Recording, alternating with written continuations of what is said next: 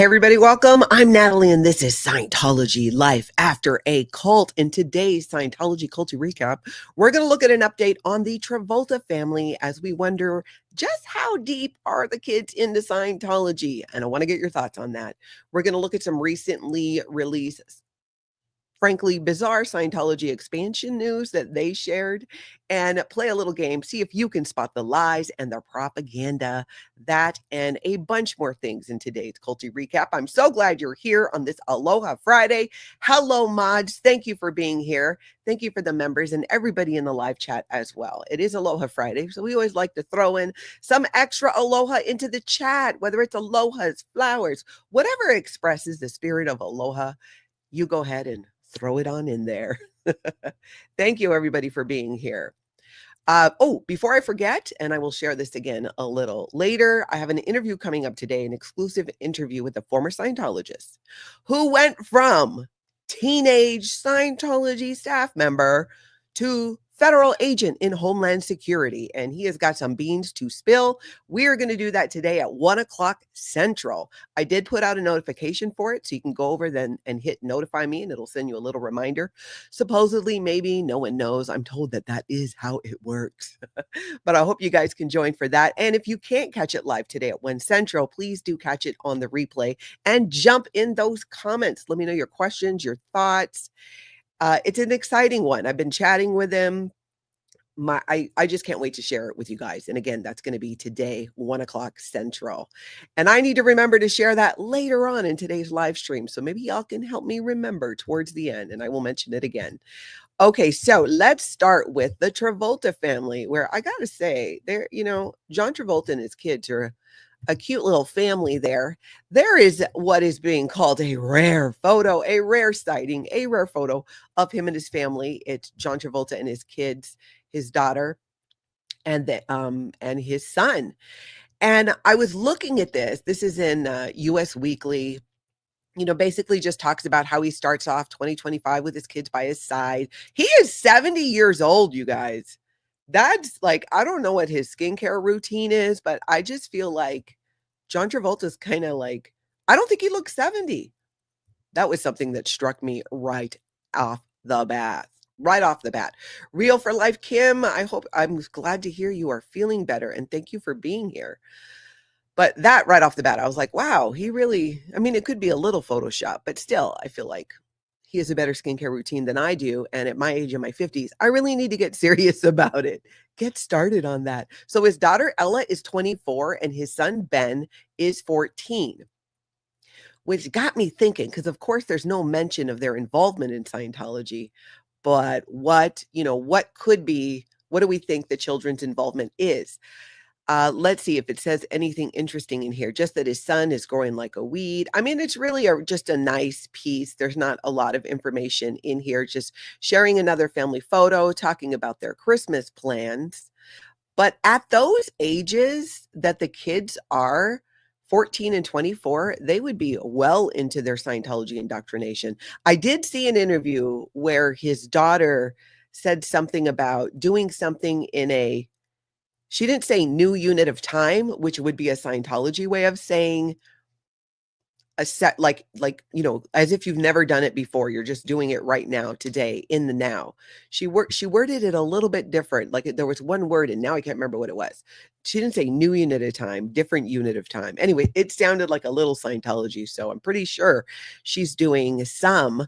My hope, though, because number one, these are kids who grew up in the age of the internet with social media and everything else. Number two, I have always questioned how dedicated a Scientologist John Travolta really is. I always felt, my personal opinion, not knowing these people, was that it was Kelly, his wife, that was more the driving force, at least after a while when it came to Scientology. And of course, she passed after I think a short cancer battle with breast cancer. And now it's just John Travolta and his kids.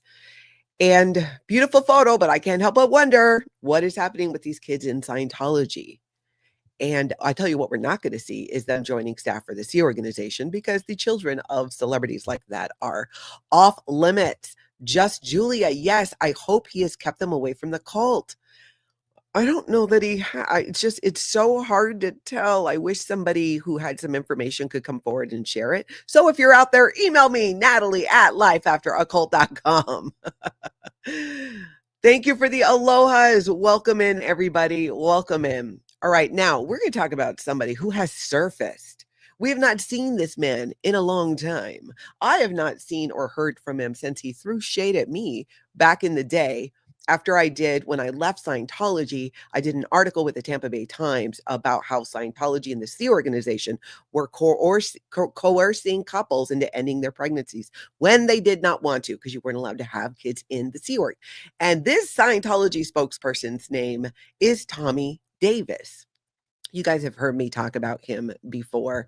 If you're kind of new, if you've been following the whole anti-Scientology, exposing Scientology movement, here and there, Tommy Davis's name will pop up, but nothing like back in the day. He basically replaced Mike Rinder as the spokesperson for Scientology. So he would go out and do the media. He would give the tours to the massive VIPs and whatnot.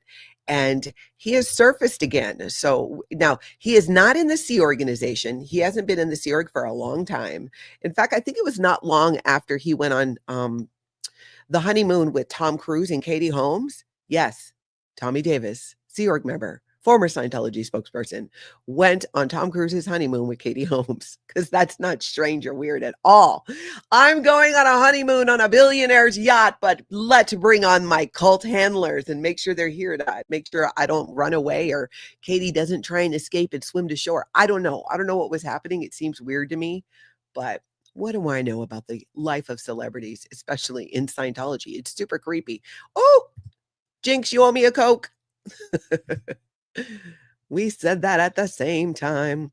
Abigail, good to see you. The last time my parents went down to Florida, they said they saw John Travolta's place on the way to visit family. It had a landing pad next to the house with a plane at the end. It's far from Tampa.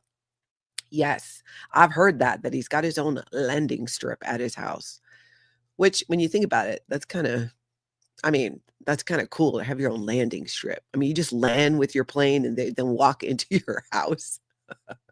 Must be a small plane, because I'm assuming it's in a residential area. I should look up a photo of that eventually. Okay, back to Tommy Davis, a new sighting of former Scientology spokesperson. Tommy Davis is always a delight. This is an article from the Underground Bunker. Let's take a look. There's Tommy Davis there. There he is. And a reader from the Underground Bunker pointed out a new sighting of that ever popular figure here at the Underground Bunker, former Scientology spokesman Tommy Davis. So this was apparently in November, but Tommy made an appearance in a film, which apparently didn't get picked up by the entertainment media, but we got the information here. So the occasion was a big screening of a documentary, which was first premiered this summer, America's Burning, directed by David Smick and narrated by Michael Douglas. The movie seemed to get a little notice, and the reviews we looked up were not kind. They chided Smick for peddling political both sidism at a time when that isn't very insightful or helpful. But whatever, for our purposes, we're interested in who showed up with Smick and Douglas, held a screening of their documentary in November at a Silver Lake private home and hosted by actors Ed Begley Jr. and Colleen Camp. You might remember Colleen from Apocalypse Now, or more recently, we remember her as a sort of sidekick to Roseanne Barr. But Colleen is also a longtime, if not very outspoken, Scientologist. We're not sure how significant that is, but we are interested that a number of other Scientologists also showed up to the event, namely Ann Archer, who was reunited with Douglas, her co-star in 1987's Fatal Attraction. Y'all remember that? I don't think any of us can forget that bunny boiling. I mean, I feel like traumatized from seeing that as a young person. And I still think about that sometimes. It's weird the way that it pops up. How about you guys? Do you guys remember seeing Fatal Attraction and then she goes and boils the bunny? Maybe it's just me. I was so bothered by that. It gave me nightmares for actual years. And a big Scientology celebrity, of course, and she brought along her Scientologist husband, retired television executive Terry Jastrow, and her son, Tommy Davis, who was there with his newest and third wife, Egyptian actress May Ibrahim.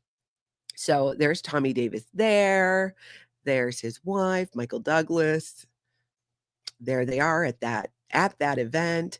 Let's see here. Mike Rinder, in his book A Billion Years, also documents how Davis was used as an enforcer by Miscavige. So this is really the interesting part to me, because some of you might not be familiar with this Tommy Davis history here. So in his book, he talks about how Davis was used as an enforcer by Miscavige, notably when the two of them in 2007 were tasked with following BBC journalist John Sweeney, an operation that resulted in Sweeney having an epic meltdown over Davis's interference. And if you guys remember it, you could probably Google it, John Sweeney Epic Meltdown Scientology. It was epic. And Tommy Davis did what he's trained to do, which is push buttons and try to create a reaction. And he got it. He did it. Davis, as Scientology spokesman, had other notable collisions with such media figures as CNN's John Roberts and ABC's Martin Bashir before he finally collided in 2011 with Lawrence Wright of The New Yorker. That February, the magazine published Wright's profile of Paul Haggis, the apostate, and we found evidence that Davis lost his spokesman position soon after that article came out. Suddenly, after February 2011, Tommy was nowhere to be seen. Nowhere to be seen. And I don't know if you got, well, you may or may not remember, I left Scientology in 2010, which, by the way, 15 years out, I just celebrated January 1st, my 15th year anniversary of officially leaving Scientology, this human trafficking cult, with 3 generations of my family. So I've been saying for, well, I guess a year. I've been out for 14 years. I have now been out of Scientology for 15 years. What I'm really looking forward to is being in my 70s, when I will have been out of Scientology longer than I was ever in it. And let me tell you, I hope you are all around, because I plan on throwing an epic party. Because for me, as someone who grew up in Scientology and then was in for so long as an adult, most of my life, I don't know why, for me, it's just been this goal of course, I want to live beyond my 70s. But when I hit that age where I will have spent more time outside of Scientology than in, for me, is very monumental. You know, and I think many of you, if you might have things like that in your life where, you know, once I'm looking forward to this milestone, like how meaningful that milestone is going to be. And that's pretty much what it's like for me. I think about that. That's right, Marcy. In my 70s, we are having an epic party. Hope y'all stick around. It's like 20 years from now, but let's just take it one day at a time. So this Tommy Davis here, so he's not seen since 2011, right? He disappears 1 year after the Tampa Bay Times article also came out that my daughter Shelby and I were in, where Tommy Davis made his statement that that never happened. What Natalie is saying just never happened, which tends to be Scientology's response when you expose them in the media. It just didn't happen. Davis then turned up in Austin, where his then wife, Jessica Feshbach's family had some property. And in 2013, Davis testified in a court deposition that he was still a Scientologist, but on leave from the Sea Org. So on leave from the Sea Org, I have heard of this, right? You're in the Sea Org for 1 billion years. Tommy Davis is a hardcore Sea Org member, I think, because he even got a tattoo of you. My former Scientology friends, do you remember, wasn't it the Sea Org symbol that he got the tattoo of? Because we saw it in photos when he was on that yacht with Tom Cruise during his honeymoon. Y'all remember that? I think that's what it was. So it goes on to kind of talk about, you know, a little bit more what happened with Tommy Davis. So Davis and Packer, James Packer, the billionaire who, you know, flirted with Scientology for a year or so, he was hanging out with him, because he went from Tommy, you know, from David Miscavige's enforcer to billionaire Tom Barrick's PR man to mogul of a Hollywood mini studio for James Packer, which is even Tom Cruise's former friend. Tommy had a way of falling upwards. Davis and Packer had known each other from Scientology. Packer was brought into the church around the year 2001 by his friend, Tom Cruise. And according to Steve Kinane's excellent book on Australian Scientology Fair Game, Packer left the church around 2006. A decade later, he hired Davis to help him run his movie studio. Now I'm kind of like, okay, wait, he left. I guess because he was still technically or is a Scientologist in good standing, that's what allows him to maintain. No, that just doesn't make sense because if James Packer left Scientology, I mean, that doesn't put you in good standing with Scientology. So how'd that happen? That's kind of the out of this whole article, the thing that kind of stuck out to me a lot is how does that happen? How can you go work for somebody who left Scientology 10 years later? So I don't know. I feel like there's more to that story, and I think we're going to be hearing more about that. You are so right, Hermie. Jessica Feshbach was Katie Holmes's handler, and that was Tommy Davis's wife. So they went together on the honeymoon as a couple with Tom Cruise and Katie Holmes, each of them being a handler.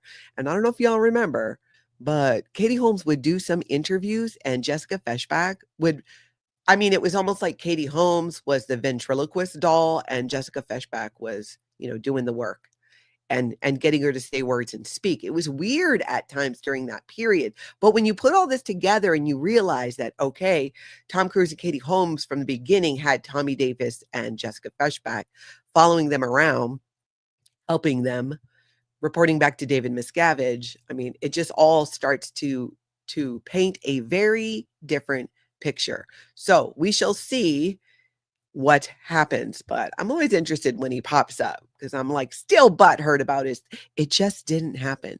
Oh, me and so many other countless women who experienced it just didn't happen. Aloha, everybody. Thank you so much for your alohas in the chat there. Me and Taz. Oh my God, Natalie, I'm sorry I forgot about your anniversary yesterday. Happy life out of a cult. Hey, no problem. And I think, well, a couple days ago, today I think is the 3rd. But thank you for that. And trust me, it's something we will just continue to celebrate. It is my first Aloha Friday, 15 years out of Scientology. But thank you everybody for those happy anniversary wishes. It is such a fun milestone too. I don't know, 15 years feels more solid than 14 years. At least it does to me. The Boobologist, hi Nat, catching up on 2 times aloha. Thank you. Thank you so much for doing that. And thank you for being here. Be merry for life. Hey, you guys, your engagement is welcome. Chat, subscribe, or like. Thank you so much. Be merry for life was number 44 on the likes today. Who's going to be lucky for 100? So YouTube will share the anti-cult of Scientology info via Natalie. Thank you so much for that. Be merry for life. I appreciate it. All right. Real for life. Kim says, I'm enjoying this episode. So many new things I didn't know. Well, hold on to your seats, people, because there is much more, much more. Mary Welling says that honeymoon handler thing seems so embarrassing, right? Doesn't it? Can you imagine? I mean, and now I've never been on like a yacht, but I don't know. It seems like, the rooms might be close together. I don't know. I just like that just not appeal to me at all to go on a honeymoon with my Scientology handler. Now, granted, I'm sure Tom Cruise and Katie Holmes didn't see it that way. Maybe Katie did. She did eventually, but it was still weird. Abigail says, in certain areas, I consider every 5 years as milestones. And I consider this one. Congratulations. Thank you, Abigail. I appreciate that. You guys are the best. All right, so let's see. That's enough little Tommy Davis update. Let's look at a video. This was fantastic. This is from Children of Scientology. I've really been enjoying the content that she's been putting out. Really great videos that really fill in the mindset of growing up in Scientology and being in the Sea organization, especially as a young person or as a child.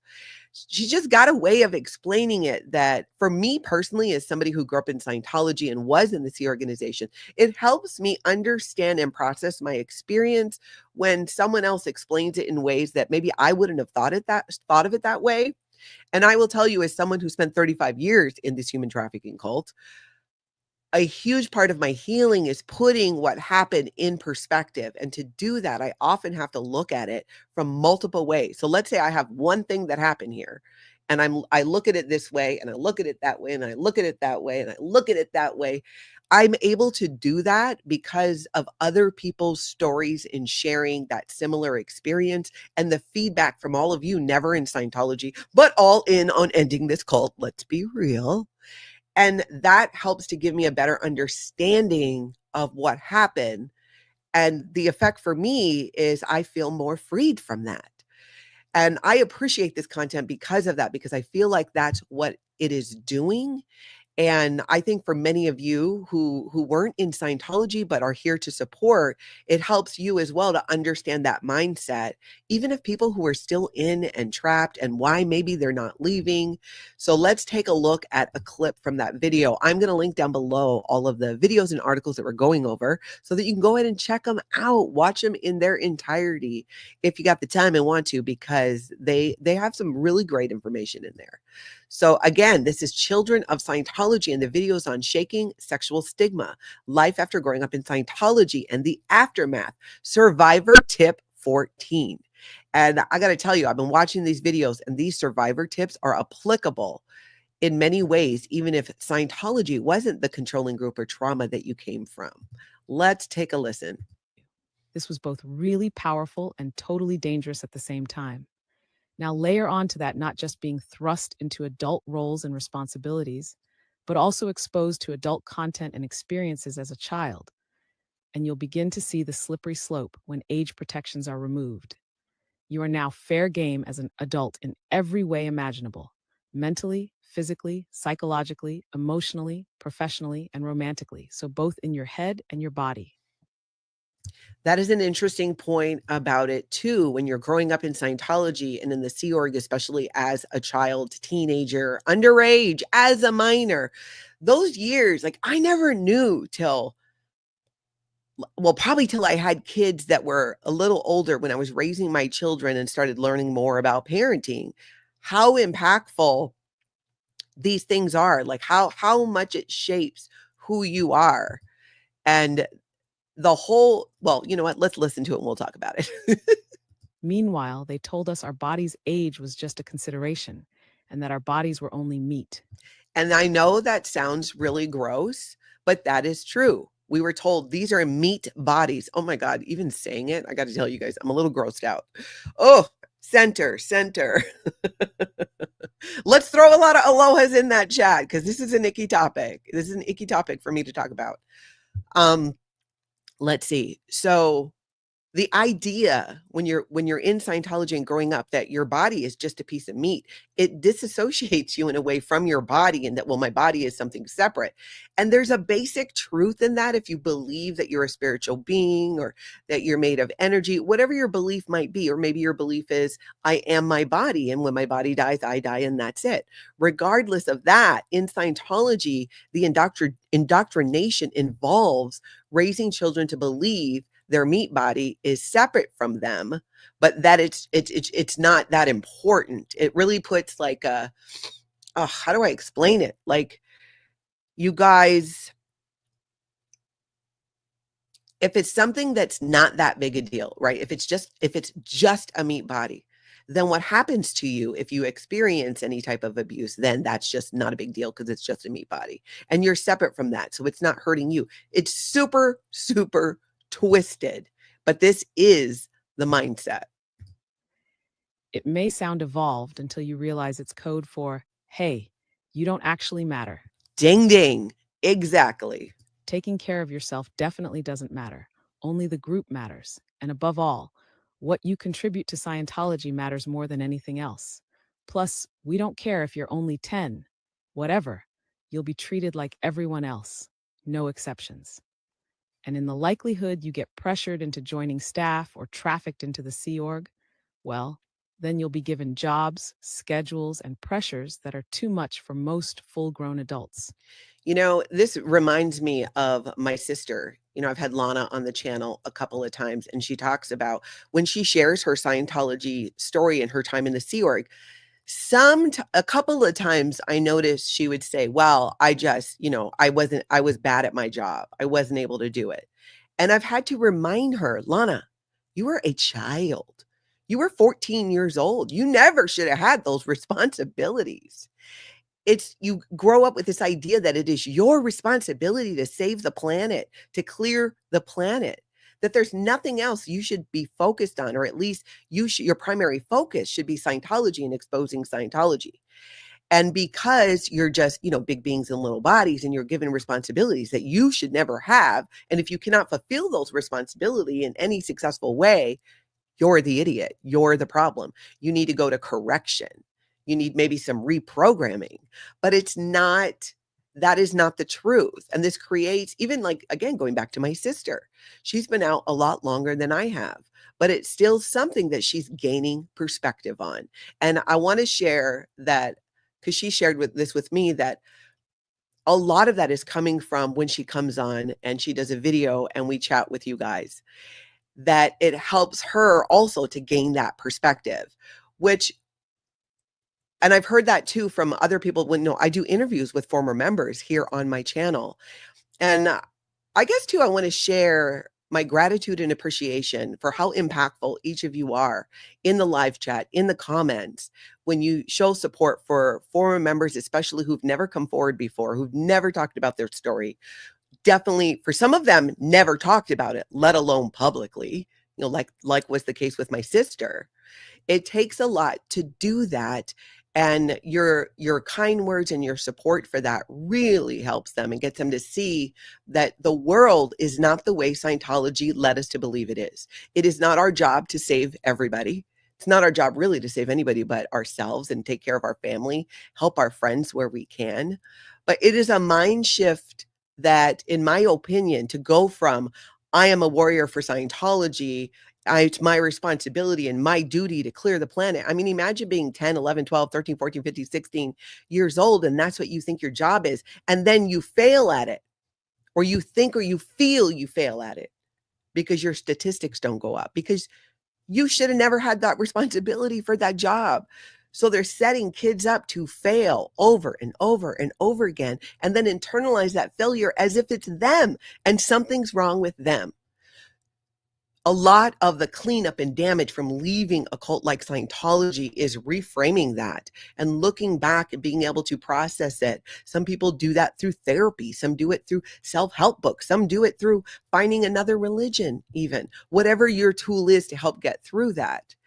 And the interesting thing that happens when you start to do that and recognize, and for me, this took years. I feel like the last few years, just because of my life circumstances, it really opened my eyes to how the world is going to go on.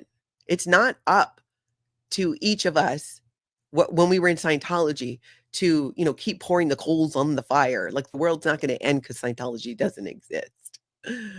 Anyways, just very, very, very eye-opening. So check out that video if you get a chance, especially, like I said, if you're a former member or if you grew up in a situation where there was, any type of abuse, or you were in a high control group. It might ring some bells for you.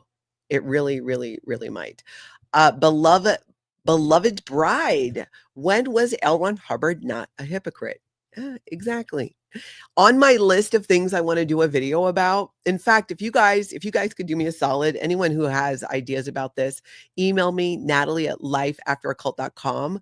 I've started a list of the contradictions in Scientology, and I want to go through them all and do it as a video with you guys, because some of them are just mind-blowing, absolutely mind-blowing. Mama Opal says the never ends can't understand, but we can listen and love, and those things are helpful. I really do think in many ways, though, you do.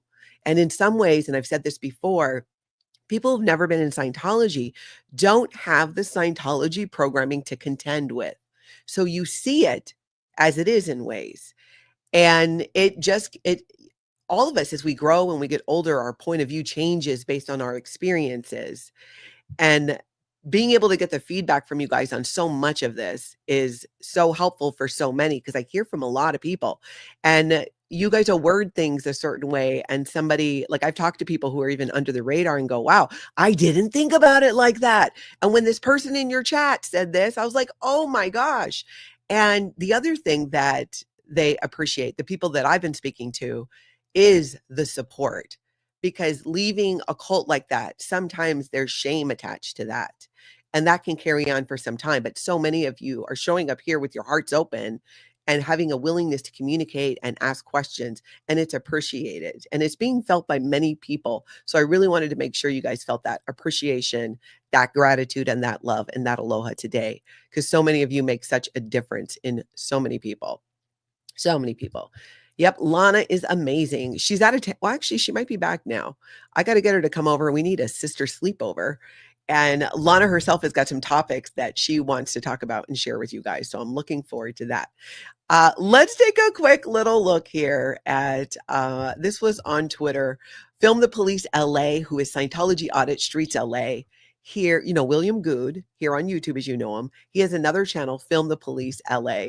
And I love that he tweeted this. Look at this. What is Scientology? So he tweets Scientology's tweet, which, by the way, look how they're using the emojis. I feel like that's new. I'm not on Twitter a lot, so maybe I just didn't see it, but they're little emojis. And then William Good says, answer, Scientology is a cult. I don't know why when William Good throws shade to Scientology, I find it so satisfying. Specifically when he does it, it just hits me the right way. I don't know what it is. Maybe you guys can tell me. Mama Opal says, that is so exciting that Lana's getting so comfortable that she has topic that she wants to talk about. Truly, because my sister, even though she left Scientology much before me, this really tells you how for each of us, our path and healing is very different. And it's taken for Lana this long. So she's been out since her early 20s. And she's 2 years younger than I am. I've been out for 15 years. She's been out for, I don't know the math on that, but much longer. But in all of the different things she's done, she's gotten to the point now where she's able to look at a lot of her experiences and what happened in the C organization and now verbalize it, be able to communicate it, because she was indoctrinated to believe she could never, ever talk about this. And you all know my sister she dropped some bombs, because when I'm doing a video with her, a lot of it I'm hearing for the first time. And Lana and we like doing that on video because it really, I think it shares the authentic conversation. On the flip side of that, sometimes I don't like it because I hear things I never heard before and it hits me like a ton of bricks. And, we're in the middle of this interview, but she's my sister. So it's an interesting dynamic, but I really absolutely appreciate her and all of you as well. Thank you, Simon. My little bunny cap. I picked it up not that long ago, I think in the summertime, which basically, well, hopefully I have on my list today to go do a little bit of elliptical. So I didn't want to do my hair today. Do my hair just to end up going to the gym? Yeah, no. Plus it's Friday. Less is better. Okay, let's take a look. There's a podcast called I've Had It, the I've Had It podcast, which is pretty funny. But I love that they use Scientology as an example. I love, and thank you guys for sending me these clips, Natalie at lifeafteraCult.com, because the way that so many other podcasts and platforms and people and individuals and media and around the world are using Scientology as the standard example of a cult, it just warms my heart. It warms my heart so much, so much. Thank you for the reminder, Definite Trouble Source. Make sure y'all hit that like button. Look at it's really short. It's really short, but I love this. Oops. So I would see that as a clear and present danger to my child's idea of seeking serenity and having a happy marriage. So they were talking about basically like, what would you do if your kid joined? I think they were talking about a mega church. And this was her personal opinion about it. Just like somebody would if their child joined Scientology, because I see them both as equally ridiculous. MAGA'd be on my list too. A super equally ridiculous. Very short, but again, it really shows. We see these all the time. There's so much content about Scientology like that, where we're starting to see that people are getting that message. They are understanding even more under the surface, not just, oh, Scientology's a cult, but why? Why? What are the specific stories, reasons, people? Like, it really makes it more real to people. That's why I appreciate so much the people who've been coming forward recently to share their story of being in Scientology and their survival and escape story, like we're doing today at 1 p.m. Central. We're going to talk to a man who has never shared his story publicly. He was a teenager. In fact, he was training in Los Angeles when I was as a teenager. And he went from that and eventually became a federal agent in Homeland Security. So I think it's going to be an interesting one. 1 p.m. Central today. Catch it on the replay if you cannot make it live. Let's now go take a look at, okay, so I was watching Eric Rader's stream, and you guys know Eric does all kinds of flyer tech, putting up flyers about Scientology a little further away from the blue building, so they tend to stay up longer. And normally what I would do is I would use this, I would watch his videos and then, like, you know, of course the protest stuff, but I saw this was one of the cutest things I've ever seen. And his laugh was so infectious. I'm like, we need to share this on Aloha Friday. And this is Eric Rader. You can find his channel here on YouTube. He goes out and live streams and protests Scientology. Check it out. Man, the dogs are just getting the treatment on this street. Did your dog get a cut in the groove? Oh, looks so good. Look at you. Oh, super freshy. He loves attention. You're so cute. I was like, that you must have come out of there. You took it too fresh. Have a great day. Thank you. I mean, just how adorable. You can't not. I feel like it should be a challenge. Listen to that and not smile. I don't think you can listen to that and not smile. I loved it. I appreciated that. Lisa Pete says, Eric's stream made me hungry yesterday. Oh yeah, he was all about the food. All about the food. VGI says, thank you for the hard work, mods. Yes, shout out to the mods. Aloha to you. Simon's got a question. For all, has your escape from Scientology prompted you to look at all religions through the same lens? Well, I can answer for myself. No, I wouldn't look at all religions through the same lens of Scientology. I think my goal is, in a way, to kind of get rid of the lenses, if that makes sense. I'm not even sure if that makes sense. And do my best to see, have an open mind about things and experience it and then make a decision. You know what I'm saying? Whereas in Scientology, there's so much judgment and judging other people. And you know what? Let's be honest. This is not limited to Scientology. This is kind of a human thing sometimes. And it's something that we all work on. But it's like next level in Scientology. The judgment is huge. And I think sometimes in other religions, there are similarities, but I wouldn't say I see it through the same lens because I don't know a ton. There are so many different religions. And I know so many different people who are wonderful people having different experiences in different religions. So I don't see them all the same way as Scientology. Although I have seen some pretty culty ones. I have. Thank you, Simon. Simon says it makes sense. And if any you guys want to jump in and answer that question as well, please do. Please do. I love hearing your point of views on it. Oh, Simon says, I guess I meant, has it made you an atheist or agnostic? No, I wouldn't. I don't really I don't know. I don't have a go-to to identify myself when it comes to spirituality. I believe that there's something more. I don't know. I kind of connect to the idea that there's like one energy. People call it different things. People might call it God. I'm not sure, but I don't believe, at least right now, that if something happened to me tomorrow and I passed away, that would be it and I would no longer exist. I don't believe that. I just don't know exactly yet, which is interesting because, again, I've been out of Scientology for 15 years. I am more cautious when I explore these things or somebody wants me to come somewhere. I'll admit I am paranoid as hell about being, people's cults. It's like why on an airplane, it's like my fear on an airplane is not crashing. It's sitting next to someone who thinks they want to make me a sister wife or have me join their Amway or whatever it is, I've been working on that. I'm like, girl, I don't know why you think that every time you get on a plane, because it's happened. It has actually happened. Not the sister wife part. I'll be honest. I don't know where that comes from in my head.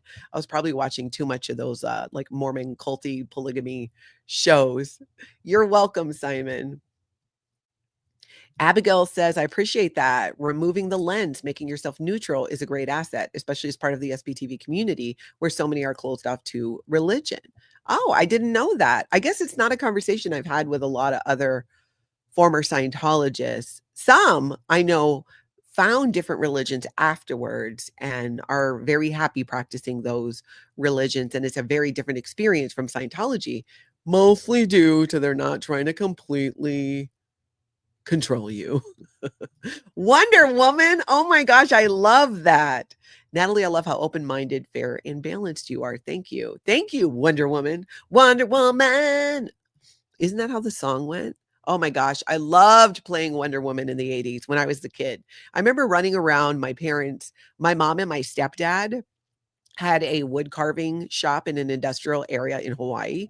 He was a at the time, and in my opinion, still one of the greatest wood carvers to come out of Hawaii. So there was a lot of sawdust and things, and my sister and I would play in the sawdust and make forts. And one of the things we would do is play Wonder Woman and Charlie's Angels. So put a 1 in the chat if you played Wonder Woman or Charlie's Angels growing up, because I feel like so many of us did. And if not that, what did you play growing up? I'm always interested, especially when it comes to people who grew up in the 80s and even the 90s. But that was a big one for me, was Wonder Woman. I mean, we've tried to make like the cuffs with duct tape. We put it around our wrists so we could fight the bullets. And that was back in the day too, like where honestly, I don't know if this was a back in the day thing or just my parents. We didn't have a lot of toys. All that money had to go to Scientology. And so, but we used our imaginations more.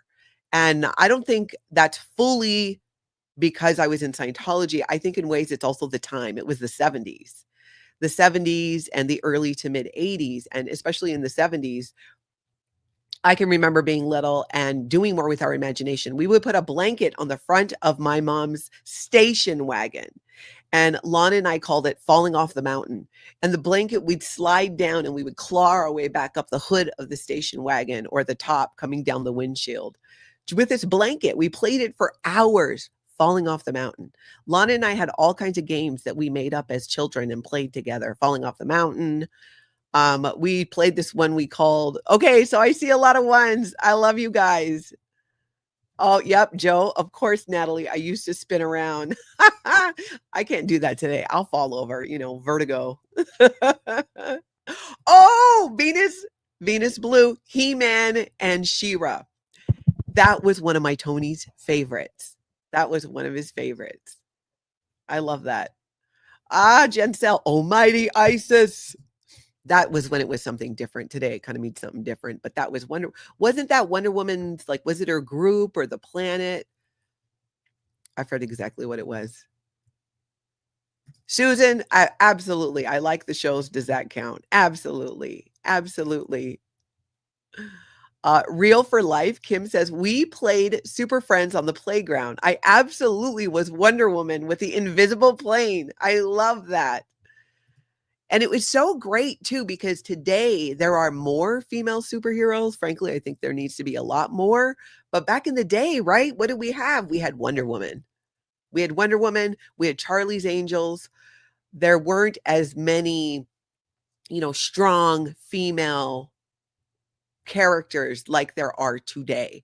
And which we got a sidebar real quick, you guys, because I'm thinking about this and I've been wanting to talk to you about it. Have you noticed, I've been watching shows on Netflix and other streaming recent shows, the narrative is changing in how they portray women. It's not always the woman that's the victim. A lot of time it's the woman who's the perpetrator, who's the bad guy in the movie. And that is very different. Whereas growing up, I felt like every movie I saw, it was a female. I grew up watching women fall down, be hurt, having to be rescued. And today, the shows that my kids, as adults, because my kids are grown and my grandkids aren't watching, some of these shows, but it's different. They're showing more female superheroes, more heroes, more kick butt agents, tracking down the bad guys. I really appreciate, and tell me if you guys too, if you've noticed that it's changing. And I think that is such, our media, our movies, art, culture, so much drives our society, and that we're showing our young girls today that, hey, you can be a superhero.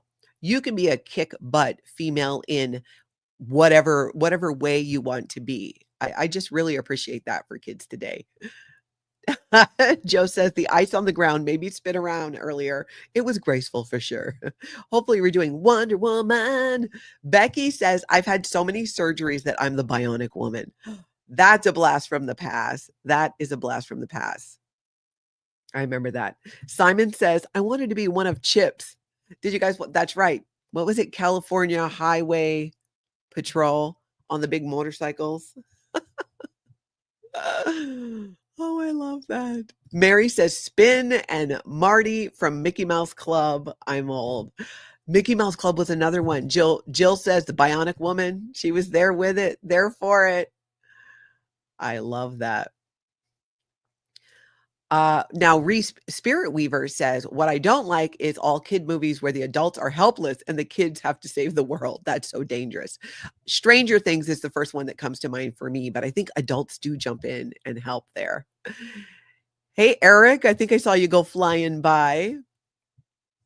All right, let's see. Keep your comments coming. I'm going to jump over to, let's see here.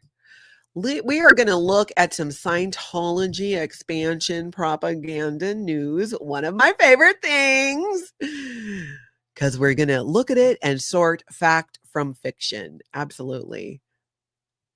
Cats hate cults. Yes, girls don't have to be Disney princesses. Yes, we are so much more. We can be a princess. We can be a superhero. We can be a bad guy if we want to. Bad person, I guess we'd call it. It's all up there. Steph 22 and Natalie, awesome point. Thank you. Anna Marie, good morning. I'm glad you're here.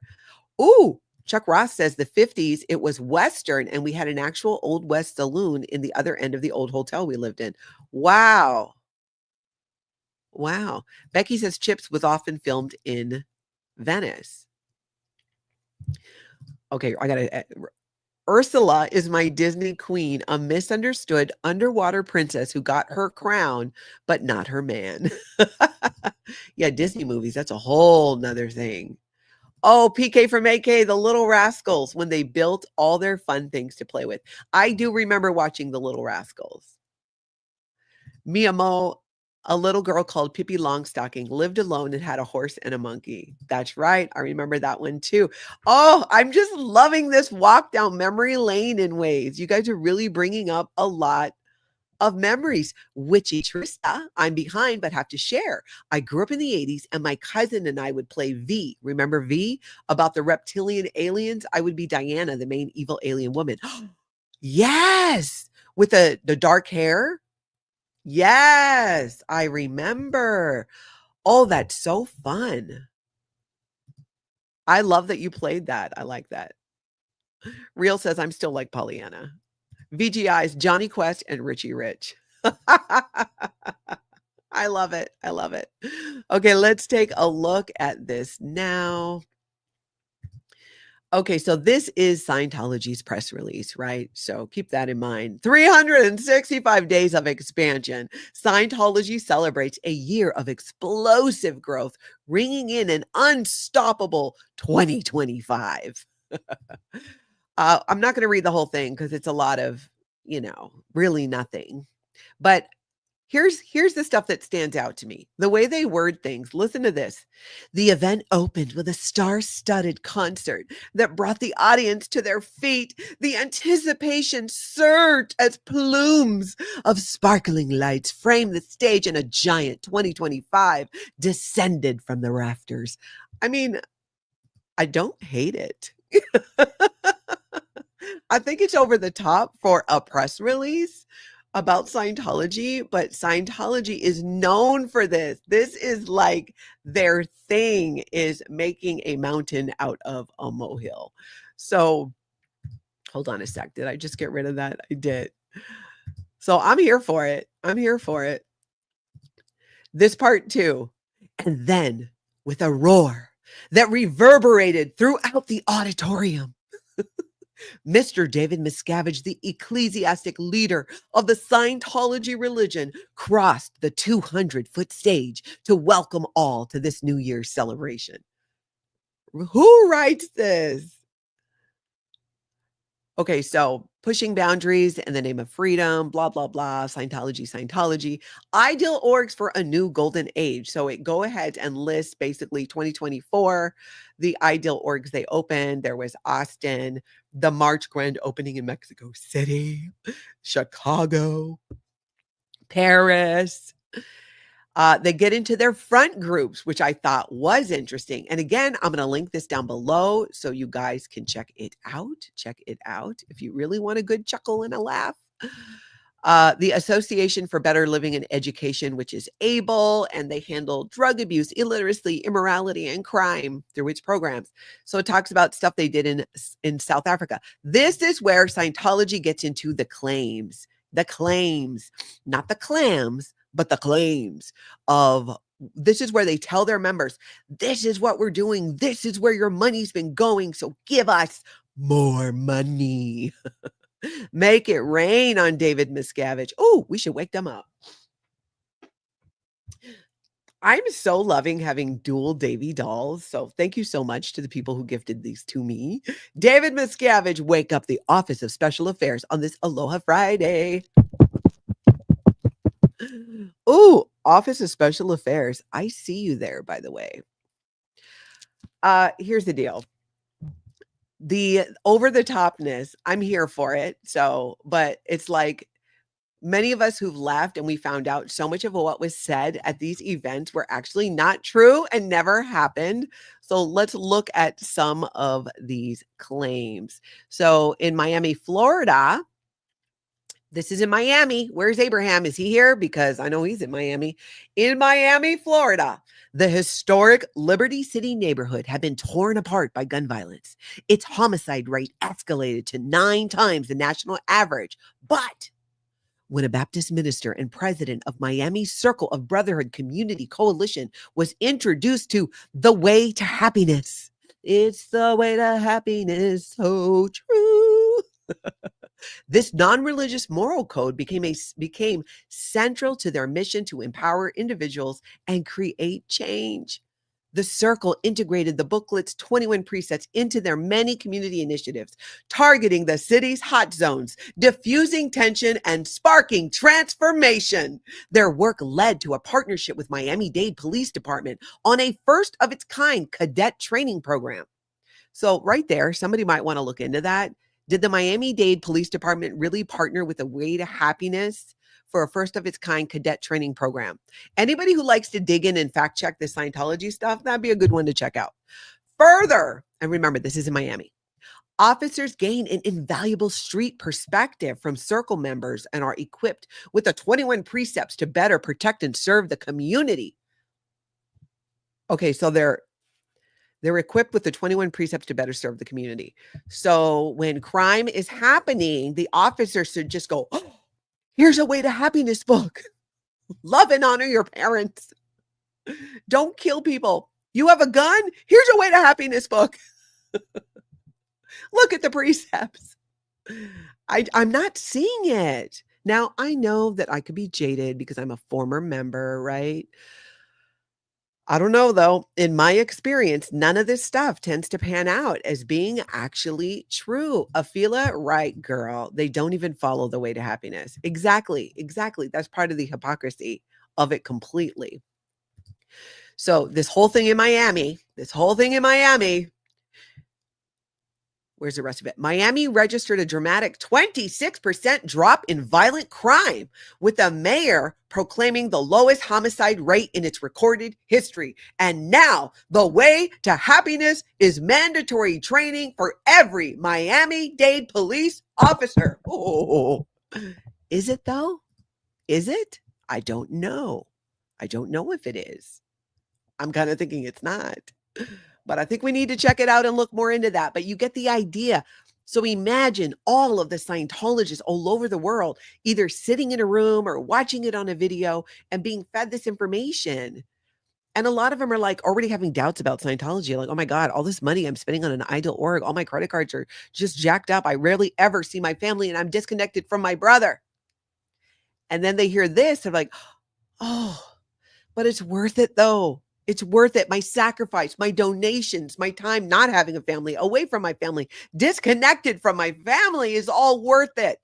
Because now Miami-Dade police officers are being trained on the Way to Happiness, on L. Ron Hubbard, on Scientology. So I need to keep going. I need to pay that money. I need to keep donating because we are clearing the planet.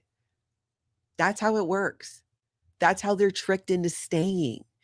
That's what these events are. The New Year's event, L. Ron Hubbard's birthday, Auditor's Day, the International Association of Scientology, the New Year's event. They're all propaganda events to tell Scientologists This is how we're using your money and we're winning. And it's somehow that, and I know because I was one of those people sitting there and would go, oh, now I feel like an a-hole for having doubts. Now I feel like an a-hole when Scientology is expanding and doing so well. It must be me. Something must be wrong with me. I need to go in to Scientology and find out what that is. Oh, $8,000? Okay. To find out what's wrong with me, to security check me, to reprogram me. Please do, because I'm having a hard time accepting all of this as truth and reality. That is a good insight there into how the mind control, the brainwashing works in Scientology as it relates to these different propaganda events and what they're told. Because when you hear that, you can see how they would think, we're winning. PK from AK. I don't believe the police department in Miami. Yeah, exactly. Exactly. Let's see. That was one of the bigger things. There's some stuff about the Czech Republic where they're making claims. Rwanda, this has to do with the World Institute of Scientology Enterprises. That's Scientology Business Tech, which is doing Argentina, not much in the United States, Taiwan, Nepal, Eastern Europe, a global tour of ribbon cutting ceremonies, making a record-breaking year of new ideal missions. Yeah. Isn't it interesting? Do you guys think, tell me, do you think that Scientology's propaganda that they're sharing so much outside of the country is intentional? Because it might be harder to verify. It might be harder to track down as truth being out of the country with this day and age in the internet. And there's so many of you from all over the world. In fact, get in the chat. If you're on the replay, get in the comments. I'm going to go back and read this. Where are you listening? If you're comfortable saying the state, say the state, but otherwise you can say US or other countries. I would like to know, where do we have here in the mornings? Who do we have from all over the world? I bet we have more than Scientology. Abigail is from upstate New York. But you'll notice if you look at this later, it's all, the most of it is from outside the country. And this is how they closed. This is an invitation to truth. When you're talking Scientology and what it can truly achieve in terms of freeing beings, you're not simply talking about the dawn of a new religion. You're talking about a story that spans millennia, all times, all people, all generations, said Mr. Miscavige. With that, he previewed the church's newest broadcast message, a thought-provoking invitation. Initiation kind of would have made more sense. To explore humanity's eternal and indomitable quest for truth. It's set to premiere during Super Bowl. What is the L? Is that a 20? I can't count that high in Roman numerals, but it's going to happen in February of 2025. So again, we've got this big commercial coming. It's going to be in the Super Bowl. Donate your money. Ooh, Arkansas, Indiana, near Charleston. Janet is from the UK. That is awesome. Cuba, Tennessee. Mr. Dam is in Ireland, Wisconsin, Texas, New York, Australia. Joe, I often forget that you're in Scotland. I love that. I forget that. SP Crusader is in the UK. Jersey Jan is obviously in Jersey. I love that. Kat is in Mississippi. Maya is in Norway. Kelly is in Denver. Jen Self says Mass Hole here. What is Mass Hole? Jen, you gotta tell me. Cuba. Oh, L is 50. Thank you, Definite Trouble Source. I appreciate that. Texas, Leeds, UK. PK from AK, transplant from Alaska to Brooksville, Florida to retire and soak up the sun for the rest of my life. I love that for you. I absolutely do. Florida is too hot for me. I don't want to be hot and humid. I want to be comfortable. I will put up with the cold in Minnesota because I can just go in and out, right? In and out and stay warm. Oh, Maine. Okay. Panama City, Florida. New York. Las Vegas, Nevada. Nancy, cool. Mary James is representing Philadelphia. Isn't it amazing when you think about it? And sometimes I come on here and we chat, we talk Scientology and culty things. And I don't know, in my head, sometimes I think you're all here with me in Minnesota, but you're not. Baby girl, Palaca, Florida. I got family from those parts. or at least that were there. I think I might have one relative still there. But you guys really are from all over the place. Simon says Turkey, where Scientology isn't banned per se, but proselytizing is. Interesting. But so many people here on the chat or on the live stream or on the replay are from so many different parts of the world. And when you think about that, you think about what we talk about and the things I try to share to bring understanding and answer that question of why Scientology is a cult, why the practices are harmful. Those stories, it really, I don't know, it fills my heart, you guys. Like, before there weren't really that many ways to reach people before YouTube. I just think social media and different platforms like YouTube are game changers in so many ways, whether it's being educated and learning how to do something. I've learned so many things by watching YouTube videos. I love it. And also to be able to do this. Hey, Real for Life, Hiving, Minnesota says hello. You're not far from my neck of the wood. Well, at least we're in the same state. Belgium, Dancing Deer. I love it. Love that. That is amazing. Baby girl's like, I don't like the cold at all. Then Florida is good for you. I don't like to be hot and humid. Hawaii always has a breeze. So I grew up in Hawaii. And it's warm and there's humidity, but there's always the trade winds. So there's always this like nice breeze going through. It really makes it comfortable. It really does. Finland, nice, Miyamo. Thank you so much. I absolutely love that. Chicago, Texas. Hey, Paraditology. Good to see you. Irish Matt. UK, I love this. Popcorning Piggies. Essex, UK, I never in, but I'm all in on bringing it down. Nice. Thank you so much for being here. My youngest sister, we share a dad, shared a dad. He passed away. But we have different moms. And we were all born in Hawaii. Lana and I shared the same parents. We stayed in Hawaii and grew up there.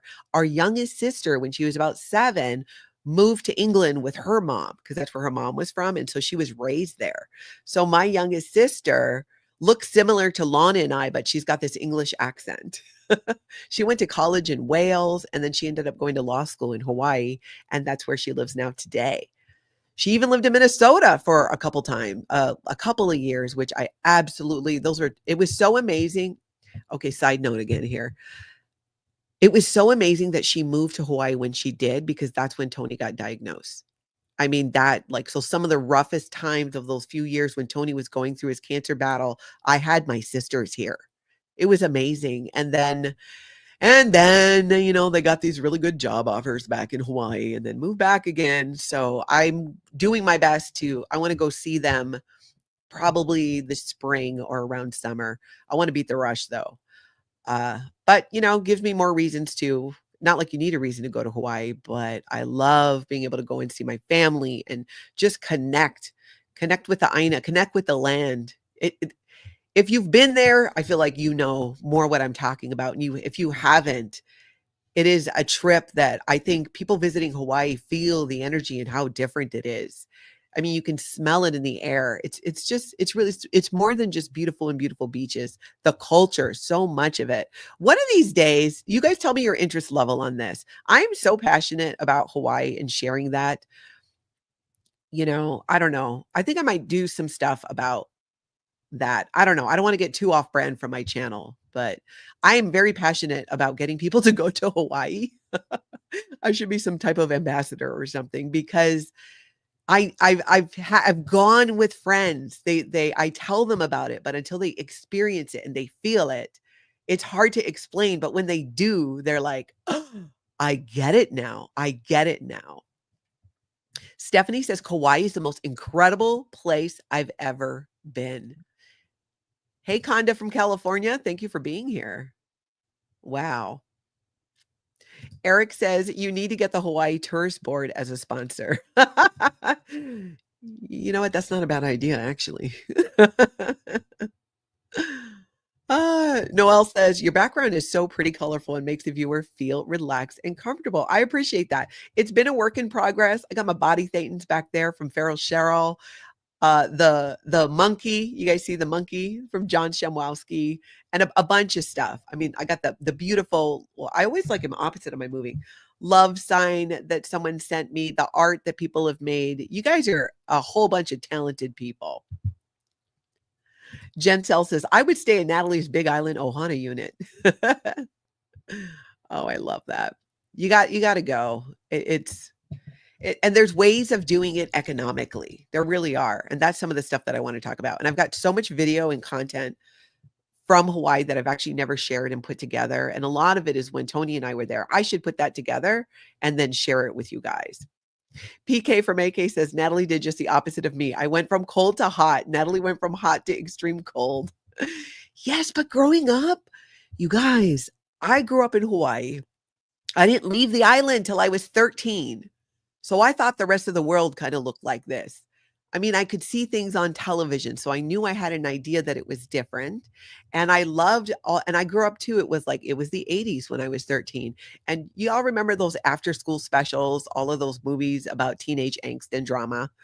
I loved watching those and seeing people walking home from school down the street with the leaves falling and the fireplaces on, fall and spring, all the seasons. But those really fall, I found myself very drawn to.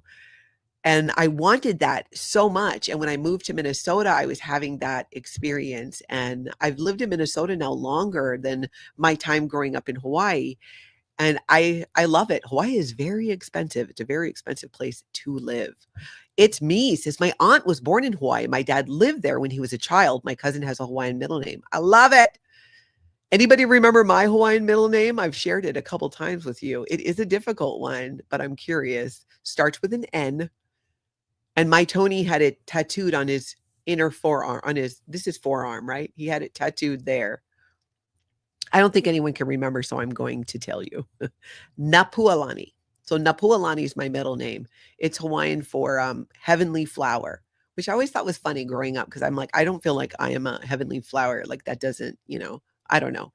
I often, though, would refer to myself as a tropical flower because here in Minnesota, I need my environment just right? The humidity, the temperature. I'm all about comfort, especially in my 50s. I'm done being uncomfortable. I spent a lifetime, especially in Scientology, being physically uncomfortable, enduring physically uncomfortable situations, times, and ways of living in the name of the cause. Today, I'm the opposite. What comes first is my comfort. And I love it. Yes, Miyamo, I wish I could visit Hawaii one day. Keep it as a goal. I'm telling you, keep it as a goal. Professor Furberger, in the 60s, I had Minnesota as the state to write about. I remember it was the coldest of all the states. I feel like it's been warming up a little here. Last winter, we had almost no snow. Didn't have to plow, but one time. I spell it Napualani. Dr. MLS, I kind of hate Florida. Is it because of the weather? Oh, Marcy's been twice to Maui, but need to go back. Miss it for sure. I love that. Noelle, love it when you wake up David Miscavige dolls and Office of Special Affairs. Thank you. I feel like, we want them to feel included, and even though I throw shade at them, anytime any of them are ready to leave Scientology, we can help. I can help. Natalie at Life After a Cult. What am I saying? You know my email. You know my address. You know my phone number. So that stands. One of these days, people leave. Even the Office of Special Affairs. Look at Mike Rinder. He ran it for decades and he left. Other people as well who turned whistleblower that were in senior positions in Scientology. So it happens. Katie Fulton, my middle name is Lana. I'm sadly not Hawaiian, however.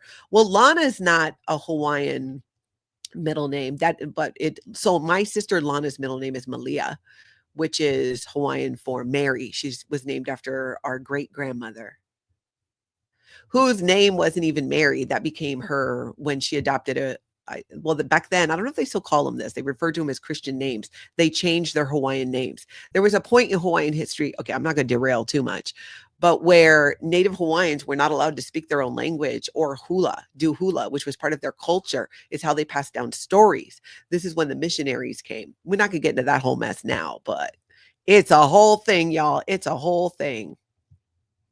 Bridge 1872. Natalie, there are so many reasons to not like living in Florida. Just saying. Katie Fulton. I love that. Not to mention Lana Del Rey is chef's kiss. Truly, truly. PK from AK went to Hawaii several years ago and stayed in youth hostels. That's a way to do it for sure. Absolutely. I love that. Okay, so Venus is blue. I've not heard of that. Look up the EMBR wearable device for being too hot or too cold. It's been a game changer for my hot flashes. No way. No way. Huh. I will look that up. I will. Absolutely. Kitty Fulton. Thank you so much. Love that. All right, everybody. 1 p.m. today Central, interview with somebody who is a teenage Scientology staff member back when I was, and then moved on to, actually, I skipped a whole part. There's a whole middle part when he got into the mental health field. So this guy went from teenage Scientology slave to working in the mental health field to being a federal agent in Homeland Security. So that's what we're doing at 1 o'clock Central today. Make it if you can. Otherwise, catch it on the replay, you guys. Happy Aloha Friday. I hope you all get out and have an amazing cult-free day.